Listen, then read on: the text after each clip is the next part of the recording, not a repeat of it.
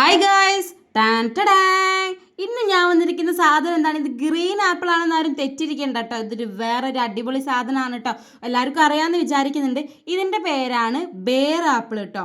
അപ്പോൾ ആദ്യമൊന്നും എനിക്ക് ഇതിൻ്റെ പേരൊന്നും അറിയില്ല. ഇനി ഈ അടുത്താണ് ഞാൻ ഇതിൻ്റെ പേര് ബേർ ആപ്പിൾ ആണെന്ന് അറിയപ്പെടുന്നത് കേട്ടോ.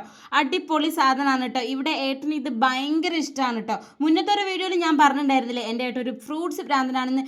ബേക്കറി ഐറ്റംസോ വേറെ ഒന്നും ഏട്ടന് ഇഷ്ടമില്ല. പണ്ട് മുതലേ ഏട്ടൻ പറയുന്നതാണ്, എന്നെ ഒരു റൂമിൽ ഒരുപാട് ഫ്രൂട്ട്സിൻ്റെ അകത്ത് അടച്ചിട്ടാൽ എനിക്ക് സന്തോഷമേ ഉള്ളൂ എന്ന്. ഇങ്ങനെ പറയുന്ന ആരെങ്കിലും ഉണ്ടോ നിങ്ങളുടെ കൂട്ടത്തിൽ?